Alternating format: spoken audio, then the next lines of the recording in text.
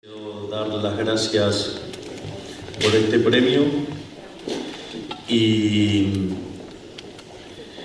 dado el nombre del premio, me pareció pertinente hacer una charla sobre la contribución académica de Milton Friedman.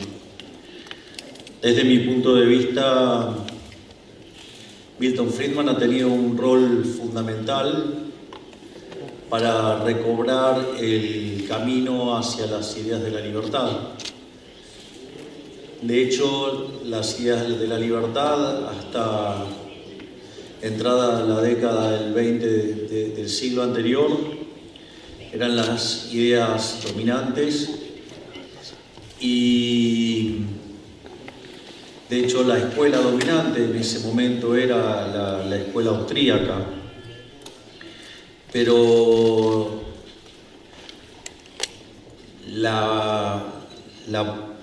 algunos errores, en especial digamos lo que implicó la Gran Depresión, llevaron a pensar equivocadamente que las ideas de la libertad no eran las correctas, y el éxito del keynesianismo hundió al mundo en un cono de oscuridad que se pudo poner fin a inicios de la década del 70, y eso se debió a las contribuciones de Milton Friedman, cómo derribó el aparato keynesiano.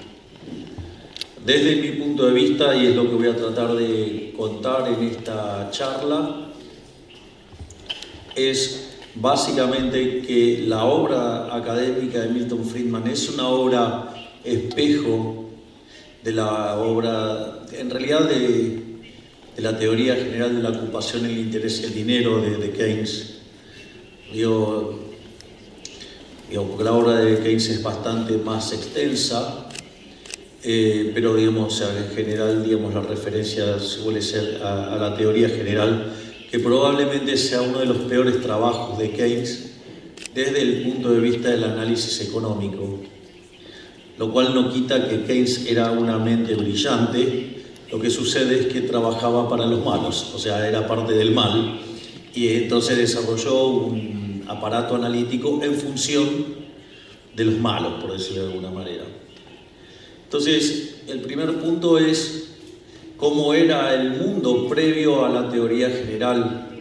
Es más, mundo en el cual, digamos, participaba en el debate el propio Keynes, digamos, con lo que era la escuela de Cambridge, Inglaterra, con, digamos, autores como, por ejemplo, Robertson, digamos, o Pigou, digamos, que discutían dentro de un determinado marco analítico y que, digamos, debatían, digamos, por ejemplo, con la escuela austríaca, con Mises, con Hayek, o digamos, o debatían con la escuela sueca.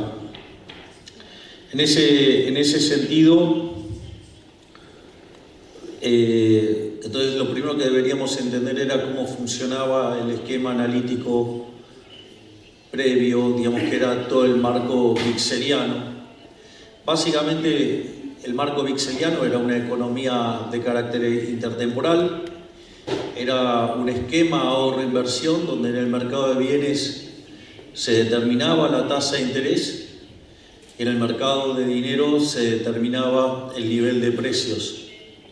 Es decir, era un modelo de naturaleza intertemporal porque justamente el ahorro no es ni más ni menos que el consumo futuro y, digamos, entonces, ¿por qué, digamos, sube el ahorro cuando sube la tasa de interés? Porque básicamente la tasa de interés es el precio relativo de los bienes presentes respecto a los bienes futuros. Por ende, si subieran los precios presentes, o sea, con lo cual ese precio relativo está subiendo, es decir, la tasa de interés está subiendo, la contracara de eso es que el consumo presente cae y aumenta el consumo futuro, y eso es lo que hace que nos veamos que el ahorro aumenta.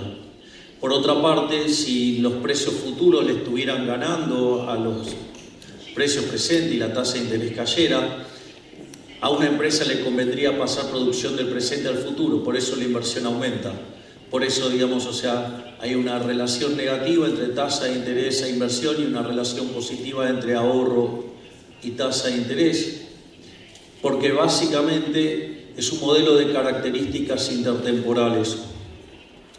Por otro lado, en el mercado de bienes se determinaba el poder adquisitivo del dinero, de modo tal que cuando la oferta de dinero aumenta, digamos, el poder adquisitivo del dinero cae, es decir, que todos los precios expresados en unidades monetarias suben.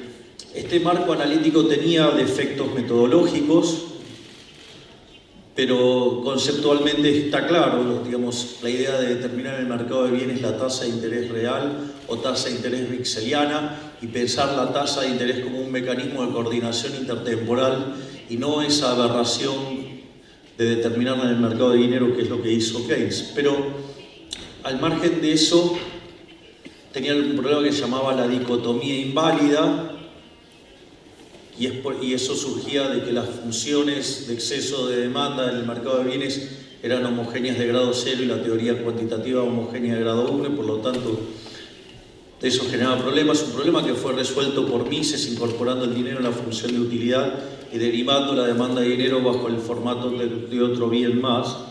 Entonces, cuando uno tiene un exceso, entonces si ustedes tienen un banco central bajando la tasa de interés artificialmente, eso genera un exceso de demanda en el mercado de bienes. La contraparte es un exceso de oferta en el mercado de dinero y por ende el poder adquisitivo del dinero cae y por ende eso es lo que genera la suba de precios. Y si ustedes hacen esto sistemáticamente, generan inflación. Digamos, o pueden generar ciclos de boom and bust, entonces estimulan la actividad y después como eso se genera artificialmente vía la emisión de dinero, en realidad no es genuino y entonces cuando quieren materializar el consumo futuro no lo logran y consecuentemente hay un colapso del sistema que también digamos, era parte de la contribución de Mises. Pero más allá de esto, era el mecanismo, cómo funciona esto, lo que quiero focalizar, porque Keynes, digamos, él venía de la matemática y era un gran matemático, y entonces se entendía perfecto la estructura analítica. Entonces, lo que hizo Keynes fue destruir este marco analítico, creando una estructura matemática, digamos, funcional a políticos mesiánicos, corruptos y ladrones.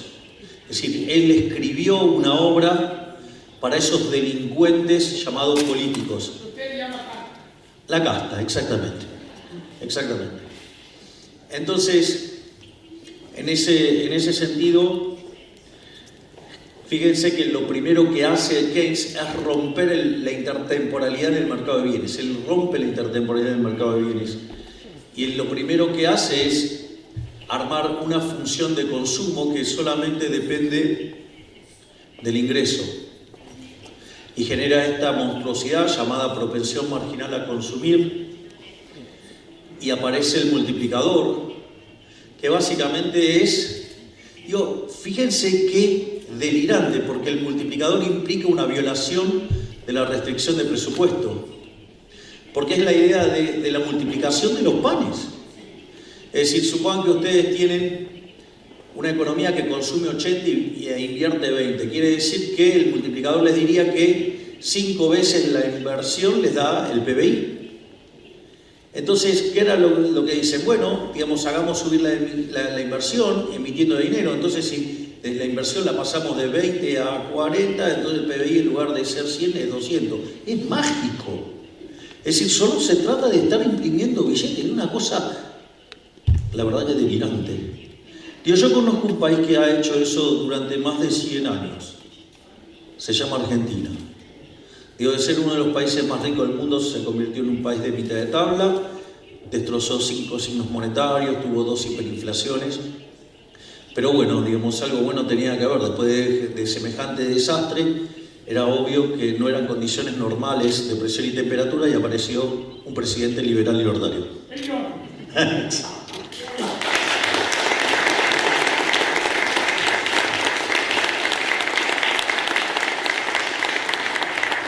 Por lo tanto, eso lo que hace es que ahora el consumo no es una función intertemporal, por ende, y el ahorro se convierte en un residuo, por ende le quita relación a la tasa de interés con el ahorro y el consumo solamente depende del ingreso. Y al mismo tiempo después destruye la idea de la inversión dependiendo de la tasa de interés. Si bien uno de los capítulos sobre la inversión es brillante, en el otro dice, bueno, todo eso no, ahora depende. Yo uso en Argentina una expresión bastante grosera, que es invierten por una cuestión lírico-testicular. Si se les canta, ya saben. Por lo tanto, digamos, ahora la inversión deja de tener relación funcional con la tasa de interés, pasa a ser una cosa exógena, los famosos animal spirits. Fíjense que ahora ahorro e inversión no determinan la tasa de interés, sino que ahora ahorro e inversión determinan el ingreso. Entonces, y a partir de determinar el ingreso, determinan la demanda de trabajo. Digamos, lo cual en el otro sistema no tenía mucho sentido, porque todas esas funciones de exceso de demanda, de donde salía ahorro e inversión, o sea, estaba incluido, digamos, el mercado de trabajo, digamos, en términos. Entonces, ¿qué es lo que implica? Que de ahí se deriva la demanda de trabajo, que depende, digamos, de cómo se va fluctuando la demanda agregada, y dada la oferta se determina el salario nominal. Entonces pasamos a tener un mercado de bienes que ahora no determina la tasa de interés real, sino que determina el nivel de ingreso, y por otra parte se crea el mercado de trabajo donde se determina el salario nominal. Ahora, el problema es que ahora nos faltan dos cosas determinar. Nos falta determinar el nivel de precios y nos falta determinar la tasa de interés. Entonces, una de las cosas que hace Keynes, digo, ok, entonces tengo que determinar la tasa de interés. Y lo que hace es determinar la tasa de interés en el mercado monetario. Lo cual es una aberración, porque la tasa de interés tiene que ver con un mecanismo de coordinación intertemporal, de cómo pasar consumo y producción del presente al futuro y viceversa. Es decir, la tasa de interés existe porque existe el tiempo. Y entonces ahí Keynes pone la tasa de interés en el mercado monetario.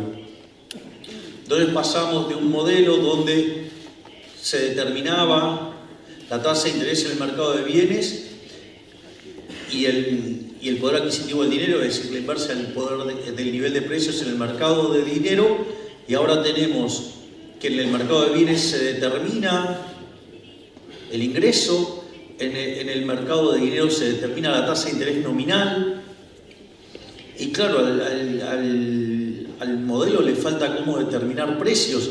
Entonces crea el mercado de trabajo como una función, una combinación lineal de lo que es el mercado de bienes, y ahí determina el salario nominal y termina de destruir toda la teoría del valor diciendo que los precios son un markup sobre los costos, que en este caso sería el salario. Es decir, destruye toda la teoría subjetiva del valor creada por Menger, William Stanley Jevons y León Balrá para volver, digamos, al pasado. Es decir, con lo cual además destruye la teoría del valor. Y de esa manera crea una herramienta, digamos, que es maravillosa para los políticos, porque entonces ustedes pueden gastar, y en la medida que, digamos, va aumentando, digamos, la demanda agregada, conforme ustedes no estén en pleno empleo, el sistema, digamos, hace que, digamos, tengan una primera etapa donde crece el producto, una etapa donde crece el producto y crece el nivel de precios, y una etapa donde directamente no hay efecto en cantidades y todo es en precios. Eso es básicamente lo que hace Keynes, y es un mecanismo por el cual justifica la intervención pública, pero lo que tiene subyacente eso además es una violación de la restricción de presupuesto, que es el multiplicador. Por eso, digamos, es tremendo, digamos, que ustedes vayan al Parlamento, ¿sí? Van a la Cámara de Diputados y le hablen del multiplicador keynesiano. Es una ofensa intelectual porque es algo que viola las restricciones del presupuesto. Pero bueno, digamos, son cosas que pasan entre el mundo de la política y la academia. Entonces, lo que tenemos es que Keynes destruye todo el marco analítico. Esto no es menor, porque hay un artículo que a mí me encanta, que es maravilloso, pero tiene un error, que es un artículo de Axel Eichhoff que se llama The Pixel Connection. Y básicamente lo que dice Pixel es que el Keynes del Tratado sobre el Dinero, y está la teoría general, y que hay en el medio una teoría Z, y que dice que en realidad desde el Tratado sobre el Dinero, si uno agrega la preferencia por la liquidez y agrega el ajuste por cantidades, llega a la teoría general. Y es más, en el mismo artículo dice que habría que hacer una teoría Z, que sería que erradique la preferencia por la liquidez, porque era un mecanismo por el cual, digamos, se invalidaba la acción de la política monetaria. Y entonces lo que dice es, habría que ir a un treatise on money más ajuste de cantidades o teoría general menos preferencias por la liquidez. Esa es la teoría Z. Para mí eso es incorrecto. Digo, al margen de lo maravilloso que es el artículo para acomodar el debate, eso es incorrecto porque el marco analítico del case del Treatise on Money es totalmente distinto del case de la teoría general. Ahora, una vez que ustedes tienen la teoría general, después aparecen Hicks en Inglaterra, muy a pesar mío, un discípulo de Hayek. Bueno, pero tuvo otros mucho mejores, como por ejemplo Mick Jagger. Y después en Harvard aparece Hansen y dan lugar a lo que se conoce como la literatura trataba el modelo ISLM, que era un modelo que determina en el mercado de bienes el ingreso y determina en el mercado de dinero la tasa de interés nominal, y que digamos, se hace una interpretación que, si bien Hicks en Keynes and the Classic hace el planteo del modelo de oferta y demanda agregada, el bloque de oferta no estaba correctamente especificado o de manera completa, por decirlo de alguna manera. Entonces, todo el debate se volcó en un debate entre lo que se llama la cruz keynesiana, que es una situación donde la inversión es absolutamente insensible a la tasa de interés y hay preferencia por la liquidez, por lo tanto tienen una LM plana y una IS vertical, o el mundo clásico, que es la otra cruz, que es la demanda de dinero, digamos, es una fracción del ingreso y por lo tanto no hay ningún rol para, digamos, la política monetaria y la LM es vertical, mientras que la inversión es absolutamente sensible a la tasa de interés y por ende la IS es plana. Es decir, y eso es básicamente la discusión entre el modelo keynesiano extremo y la discusión entre el modelo clásico, y donde en el modelo keynesiano extremo es poderosa la política fiscal y absolutamente inútil la política monetaria, y en el caso del caso clásico la política fiscal es tremendamente dañina porque, digamos, causa un efecto crowding out, digamos, porque la expansión del gasto público sube la tasa de interés, que tiene como contrapartida, digamos, una caída de la inversión privada. Por lo tanto, y dado que la productividad de la inversión privada suele ser sustancialmente más alta, digamos, que la pública, digamos, sería mejor dejar las cosas en manos privadas, mientras que, digamos, en materia de la política monetaria es perfectamente efectiva, pero el problema es que eso después se manifiesta en aumento de precios. Entonces, ahí, digamos, entonces había toda una discusión sobre las elasticidades y está toda la discusión del efecto Pigou, digamos, de modo tal que lo que hace Pigou es tratar de rebatir el argumento de Keynes, que solamente dependía del consumo del ingreso y que también dependía de los saldos reales, y que entonces ustedes podían impulsar la demanda inyectando dinero. Y así estaba el debate, estaba absolutamente empantanado, hasta que vino un señor que se llamaba Milton Friedman y empezó a romper lo que hizo Keynes en la teoría general, o si ustedes quieren, reparar los daños que cometió Keynes. Entonces, ¿cuál es la primera gran contribución de Milton Friedman? Y que de hecho es uno de los considerados por los cuales le entregan el Nobel de Economía. Es un libro que se llama Una teoría sobre la función del consumo, donde desarrolla la hipótesis del ingreso permanente. Donde, digamos, cuando el ingreso sube de manera permanente, el consumo acompaña automáticamente el aumento del ingreso. Por lo tanto, la propensión marginal a consumir tiende a ser 1. Y cuando ustedes tienen un aumento transitorio, como eso se va a repartir a lo largo de toda una secuencia intertemporal, entonces aumenta el ahorro y no tiene una traducción instantánea o plena sobre el nivel de ingreso. Por lo tanto, lo primero que hace ahí es devolverle la intertemporalidad a la función de consumo, y al devolverle la intertemporalidad a la función de consumo, vuelve a tener un rol importante la tasa de interés en la determinación del consumo y por ende en el ahorro. Entonces ahora, digamos, ¿qué era lo que tenía que romper? Bueno, ahora lo que tenía que volver era demostrar que la inversión, ¿sí?, digamos, era sensible a la tasa de interés, y por otra parte contrarrestar esta idea de que la política monetaria no era efectiva, que había dejado la idea de la trampa y la liquidez, y sobre lo que trabajaban los keynesianos para probar que la política monetaria no era efectiva, era, por ejemplo, ese ejemplo: ustedes pueden llevar el caballo hasta el lago, digamos, pero si no toma agua, no toma agua. No lo pueden obligar a tomar agua. Entonces, si hay un límite, digamos, para la tasa de interés, es 0, y por ende, digamos, no pueden ir más de allá, y entonces no pueden forzar al caballo a tomar agua.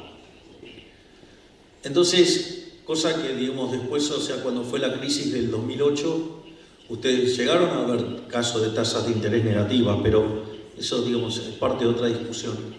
Entonces, Milton Friedman, junto a Anna Jacobson Schwartz, escribe un libro que se llama La historia monetaria de los Estados Unidos, y en el capítulo 7, que es la gran contracción del 29 al 33, demuestra básicamente dos cosas. Primero, que efectivamente la política monetaria no es que no era efectiva, era tremendamente efectiva, porque justamente la Gran Depresión ocurre por un mal manejo del Banco Central, o sea, de la Reserva Federal.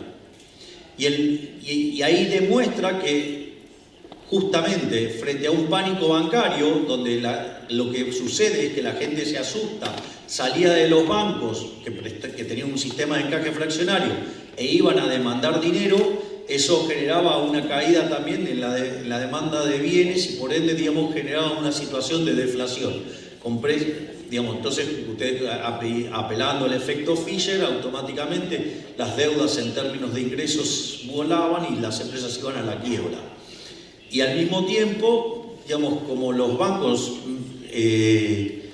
toman plata a corto y prestan a largo y se encuentran con una corrida de depósitos, tienen problemas de liquidez y entonces dejan de dar créditos. Entonces, eso explica cómo ese accionar de la Reserva Federal frente a una corrida en un sistema de encaje fraccionarios es lo que generó verdaderamente el desastre, y que cuando corrigió la política monetaria, digamos, el mundo, Estados Unidos salió.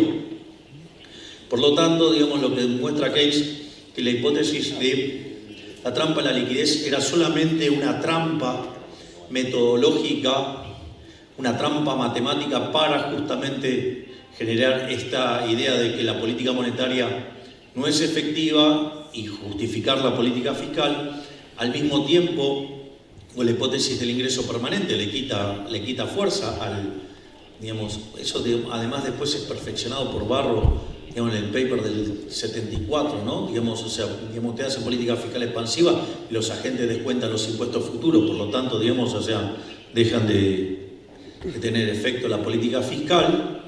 Pero no solo eso, sino que además dice, las inversiones no se toman en función de la tasa de interés nominal, se toman en función de la tasa de interés real. Y cuando ustedes toman la tasa de interés real, la tasa de interés real voló. Por lo tanto, digamos, estuvo bien que se derrumbe la inversión. Entonces ahí, básicamente, lo que hace Friedman es devolver la intertemporalidad a la función de consumo y a la función, por ende, a la función de ahorro, le devuelve el valor de la intertemporalidad, o sea, el peso de la tasa de interés explicando la inversión, y además demuestra también que la política monetaria es efectiva. Pero no alcanzaba con eso, con eso no alcanzaba, porque estaba todavía cómo lidiar con el problema de la trampa de la liquidez, la relación entre la cantidad de dinero y el nivel de precios. Entonces Milton Friedman hace los trabajos sobre la teoría cuantitativa, demuestra que la demanda de dinero es una función estable, y está siendo una función estable cuando ustedes incrementan la cantidad de dinero, tiene un correlato en aumento de precios. Y de ahí que Friedman, digamos, acuña esa famosa frase que dice: la inflación es siempre y en todo lugar un fenómeno monetario. Digo, yo la suelo complementar con una frase que dice: generado por un exceso de oferta de dinero, ya sea porque subió la oferta o porque cayó la demanda, pasaron las dos cosas a la vez, y eso se traduce en una pérdida del poder adquisitivo del dinero, que implica que todos los precios que son unidad monetaria suben. Por lo tanto, en estos trabajos que estoy mencionando, ya sea la función de consumo, la historia monetaria y los trabajos en teoría cuantitativa, recompone ahorro-inversión determinando tasa de interés, la efectividad de la política monetaria y que en el mercado de dinero, digamos, se determina básicamente el nivel de precios. Ahora, ¿qué es lo que pasa? Pero Milton Friedman, digamos, no vivía en Marte. O sea, vivía en el planeta Tierra con unas bestias que discutían en términos de ISLM.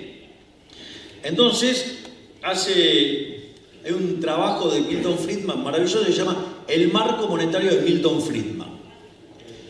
Y en ese contexto, ¿qué es lo que hace?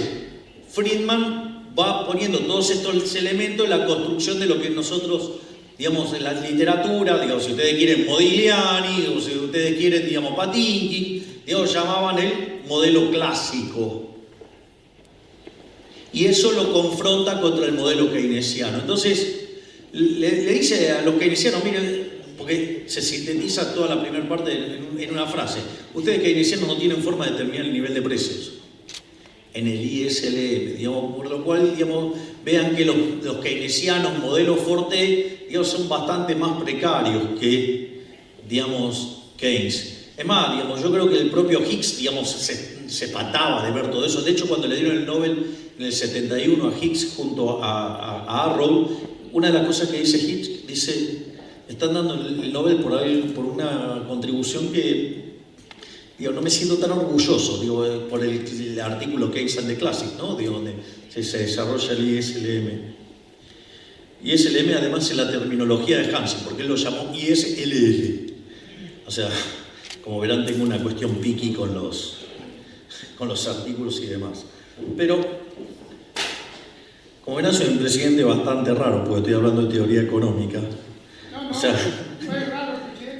No, sí, no es raro, es rarísimo. Entonces, ahí lo que le dice el mundo acelerando la tasa de inflación, entonces le dicen los keynesianos: ustedes no pueden explicar esto porque no tienen forma de determinar el nivel de precios. O sea, toda la lógica de esa primera parte del libro es esa. Es decir, ustedes no pueden explicar esto porque no tienen forma de determinar el nivel de precios. Porque están determinando la tasa de interés nominal en el mercado de dinero y están determinando el ingreso en el mercado de bienes, y por ende no pueden determinar nada. Entonces ahí aparece un señor llamado Phillips y encuentra una relación entre la tasa de variación porcentual de los salarios nominales respecto del nivel de desempleo. Y encuentra una relación negativa. A partir de eso, Richard Lipsey, digamos, en función de su hipótesis que venía trabajando del mercado de trabajo y en función de que Keynes mismo había dicho que los precios se determinaban como un markup sobre los costos, es decir, Lipsey sí lo leyó a Keynes. Entonces, eso hace que los precios sean una combinación lineal de los salarios y consecuentemente ustedes pueden encontrar una relación entre la tasa de variación de precios y la tasa de desempleo. Y esa contribución es acompañada por una estimación empírica de Samuelson y Solow, donde testean la curva de Phillips y a partir de ahí se empiezan a hacer recomendaciones. Bueno, entonces si yo quiero tener una tasa de inflación, una tasa de desempleo más baja, me tengo que aguantar este nivel de inflación.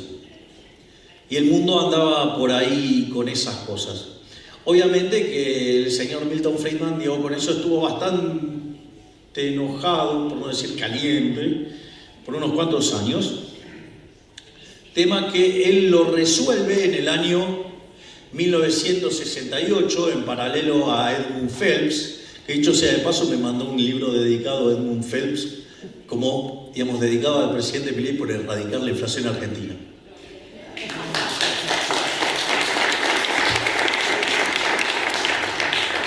Y en ese contexto,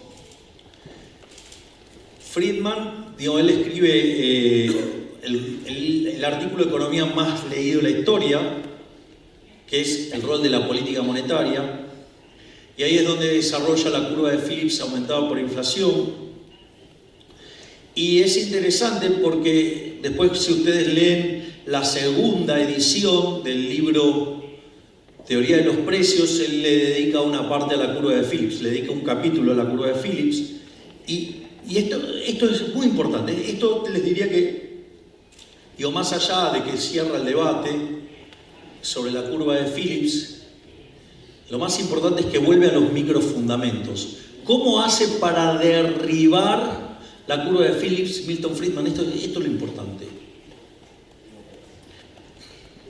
Va y vuelve a las bases clásicas, o sea, va y se mete con el mercado de trabajo.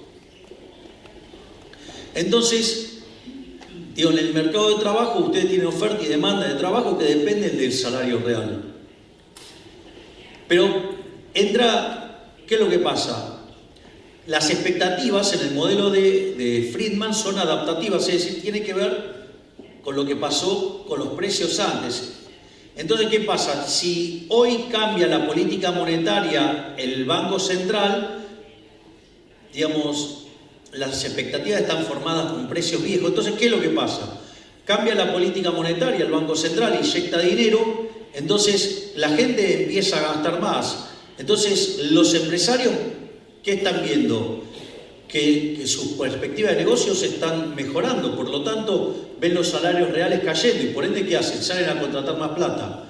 Y por otra parte, digamos, los trabajadores que están mirando con las expectativas pasadas, con la vieja política monetaria, ¿sí?, creen que sus salarios reales están subiendo. Entonces, transitoriamente todos hacen transacciones fuera de equilibrio y transitoriamente aumenta el nivel de actividad económica. Por ende, cuando ustedes le dan rosca a la política monetaria, entonces bajan la tasa de inflación. ¿Por qué? Porque las expectativas son adaptativas. Ahora, cuando los agentes ven que le erraron a las expectativas, vuelven para atrás y entonces la tasa de desempleo les queda en el nivel natural y ustedes van a un nivel de inflación más alto. Donde, digamos, o sea, la contribución de Phelps en la hipótesis del serio occidente dice que si ustedes quieren mantener baja la tasa de desempleo sistemáticamente por debajo de la natural, tiene que estar todo el tiempo acelerando la tasa de inflación. Digo, casi terminó, digamos, todo el mundo con un montón de inflación. Y en ese contexto, digamos, se termina el debate porque termina venciendo a los keynesianos en el último refugio que les quedaba. Y el que, digamos, termina de rematar todo esto es en el año 1972, Robert Lucas Jr. en un paper del Journal of Economic Theory, digamos, donde, utilizando la hipótesis de Muth de las expectativas racionales, aplicadas a la macroeconomía, digamos, termina demostrando que la curva de Phillips es vertical. Pero mientras que el planteo de Friedman tenía trade-off de corto y no había trade-off de largo, en el caso de Robert Lucas, si los individuos conocían la política monetaria, automáticamente corregían y entonces no había trade-off, ni siquiera de corto plazo.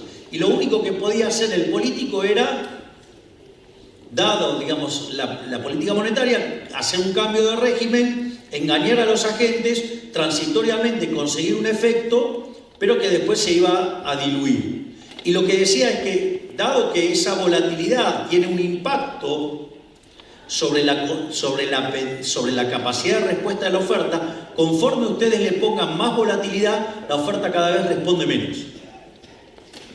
Y esto, digamos, Robert Lucas Jr. lo termina de cerrar en el año 73, cuando hace la validación empírica de la curva de Phillips, digamos, bajo expectativas racionales. Que también, digamos, nos genera un debate sobre reglas y discreción, donde claramente es mejor, digamos, la política de reglas, y de hecho en eso también, digamos, había hecho un aporte Friedman poniéndose del lado de las reglas. Entonces, desde mi punto de vista, la obra de Friedman, digamos, en el plano académico, tenemos la recuperación de la intertemporalidad en el consumo, en el ahorro, la recuperación de la función de inversión, el poder de la política monetaria, la naturaleza monetaria de la inflación, el valor de las reglas y el retorno a los microfundamentos. Y esto del retorno a los microfundamentos y la intertemporalidad hace que Robert Lucas Jr., digamos, dice, pero a ver, ¿qué estamos discutiendo? Porque la verdad es que nos pasamos casi 30 años discutiendo estupideces, digamos, casi 40 años discutiendo estupideces, si ustedes quieren, 37 años. Entonces, ¿qué es lo que estamos haciendo? Entonces ahí, con el retorno a los microfundamentos y la intertemporalidad, Robert Lucas Jr. se pregunta, bueno, a ver, paremos la pelota y ¿de qué queremos hablar cuando hablamos de economía? Entonces, ¿qué hizo? Volvió a las fuentes, o sea, volvió a Adam Smith. ¿Y cuál era, digamos, si bien hay 3 libros de Adam Smith, digamos, uno que tiene artículos que quedaron ahí dando vuelta, que, digamos, fue compilado después de muerto de Adam Smith, tiene la teoría de los sentimientos morales y tiene la investigación sobre la naturaleza y la causa de la riqueza de las naciones, más conocida como la riqueza de las naciones, para los amigos. Entonces, en ese contexto, dice, ¿qué era lo que quería explicar Adam Smith? El crecimiento económico. Y entonces empieza a explorar el crecimiento económico. Entonces, digamos, ¿qué es lo que pasa? Se encuentran con el modelo de Solow y los problemas empíricos que tenía el modelo de Solow, de que solamente explicaba el 15% del crecimiento y por lo tanto todo lo demás era residuo. Obviamente que Robert Lucas Jr. no iba a ir a ocuparse demasiado, digamos, por los modelos de Harvard y de Homer, obviamente. Entonces, en ese contexto, empieza a explorar otros casos, digamos, como lo que había hecho, digamos, Arrow con el tema del learning by doing, pero, digamos, o sea, había problemas porque los modelos no convergían, tenían determinados problemas, y toda esa discusión, entonces fue y se revalorizó de vuelta el modelo de Ramsey, pero el modelo de Ramsey, digamos, arreglaba, digamos, el problema de la eficiencia dinámica, pero no podía generar crecimiento sostenido de largo plazo una vez llegado el estado estacionario. Entonces era un modelo de crecimiento que no implicaban crecimiento. Y que todo el crecimiento venía dado por afuera. Entonces era como todo un problema. Y entonces ahí en los años 80, un señor, un matemático, decide ir a estudiar a la Universidad de Chicago. y su tutor de tesis es Robert Luca Jr. El señor Paul Romer, después Premio Nobel de Economía, es el que desarrolla los modelos de crecimiento endógeno. Y a partir de ahí, Lucas populariza esa idea del crecimiento endógeno en las lecturas de Leonel Robbins del año 85, y a partir de ahí aparece toda la nueva macroeconomía de formato intertemporal, con todos los modelos de crecimiento endógeno, y que eso, culmina en la teoría de los ciclos reales, que era una teoría profundamente interesante. Ustedes dirán, ¿y qué tenés que decir de la teoría de los ciclos reales? Y miren, yo les voy a dar algunas aplicaciones. La primera es que cuando llegué estábamos al borde de una hiperinflación. Y la única forma que teníamos de cortar, la inflación era cortando el crecimiento de la cantidad de dinero. Y para eso tuvimos que hacer un ajuste fiscal y un saneamiento del balance del Banco Central. Teníamos un déficit consolidado de 15 puntos del PBI, 5 en el Tesoro y 10 en el Banco Central. Y decidimos emprender el ajuste fiscal más grande de la historia de la humanidad, con un ajuste de 15 puntos del PBI que se concretó en el lapso de 6 meses. Y la inflación mayorista, que venía al 54 mensual, que implica 17.000 anual, el último dato disponible fue del 1,2%, es decir, que bajamos la inflación del 17.000 al 15 anual.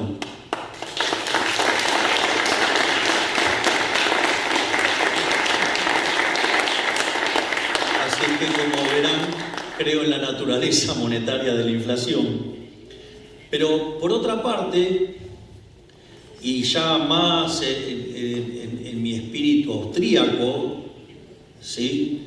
Porque a partir del año 2014 me convertí en un devoto cuasi fanático fundamentalista de la escuela austríaca, a punto tal que no solo que, me enamoré de Mises, de Hayek, sino que me enamoré de Rothbard y me hice anarquista. Por ende, encima soy anarcocapitalista, con lo cual, además, desprecio el Estado. Y estoy adentro del Estado para romperlo todo, para achicarlo. De hecho, tengo un ministerio que es el Ministerio de la Desregulación. Hicimos una reforma estructural que es 8 veces más grande que la que hizo Menem, que había sido la más grande de la historia. Es decir, hicimos 800 reformas estructurales. Todos los días mi ministro de Desregulación, un economista brillante y excelente ser humano, como es Federico Sturzenegger, todos los días desregula algo. Les voy a contar una anécdota muy divertida. Estaba en la reunión en una reunión bilateral en el G20 con Modi de la India. Entonces le digo, yo lo tengo acá a mi ministro de la felicidad, porque es, ministro de Economía, corta cosas, o sea que es el de la motosierra. Adoro a mi ministro de Economía, además fue elegido el mejor ministro de Economía del mundo, un crack, Toto Caputo. Y por otro lado lo tengo a Sturzenegger, o sea, que también me da mucha felicidad, cuando desregula. Entonces, en general, uno ve entre 1 y 5 desregulaciones por día, y yo ese día dije 4. Y hoy, por ejemplo, le digo, es un día que me dio mucha alegría porque hizo 4 desregulaciones. Yo creo que por educación Federico no me dijo nada, porque creo que si me hubiera marcado el error, hubiera sido tremendo, porque no había sacado 4 regulaciones, había sacado 44. O sea, yo creo que o saltaba y le daba un abrazo de gol, fanático, o alternativamente me hubiera puesto a bailar arriba en la mesa. Quitó 44 regulaciones que impactaban sobre el precio, una cosa maravillosa. No podría haberlo resistido. Hoy la reunión se hubiera dinamitado. Parece que estuviera exagerando, pero aquellos que me conocen de verdad saben que frente a una shock de esas características me puedo poner muy eufórico. Entonces, o hubiera terminado rápido la reunión y me hubiera ido a festejar con Sturzenegger tanta productividad. Por lo tanto, esto también es único en la historia de las democracias modernas. Nosotros el año que viene tenemos año electoral y nosotros entramos al año que viene con el compromiso del déficit cero, de que si hay crecimiento y es permanente bajamos los impuestos y además emisión cero, es decir, sin política fiscal y sin política monetaria activa. Díganme si eso no es creer en los real business cycle.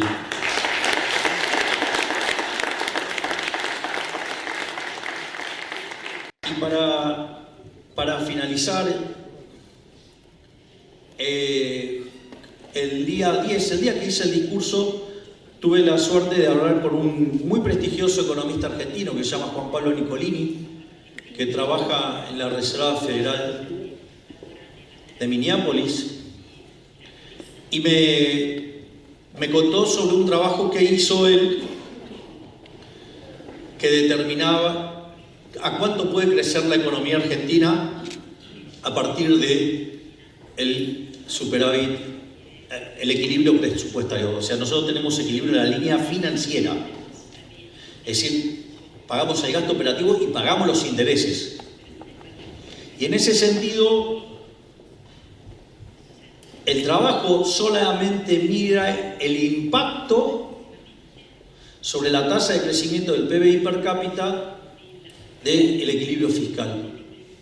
Y solo con el equilibrio fiscal Argentina se asegura, acorde a un trabajo de Robert Lucas Jr., un crecimiento del 4,5% por año, es decir, en cerca de 10 años Argentina va a hacer que su PBI crezca por lo menos 50%.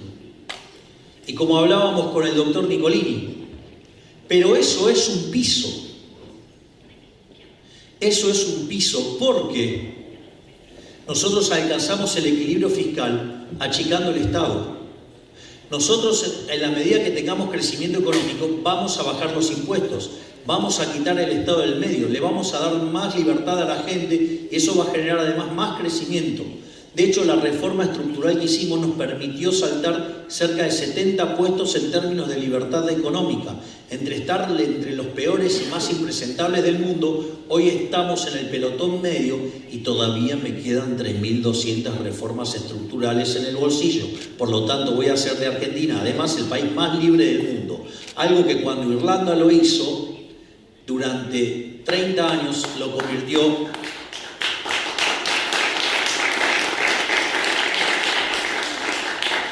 en el país más rico del mundo, digamos, no más rico, pero tiene un PBI per cápita 50% mayor que el de Estados Unidos. Pero no solo eso, sino que además, si ustedes contemplan todas las reformas estructurales que estamos metiendo, seguramente Argentina va a crecer mucho más que el 4,5%. Y eso hará que si nosotros seguimos aferrados a las ideas de la libertad y defendiendo las ideas de la libertad, nosotros haremos a la Argentina grande nuevamente. Vamos a hacer nuevamente que Argentina sea una potencia y vamos a hacer un testimonio para todo el mundo que lo que funciona son las ideas de la libertad. ¡Viva la libertad!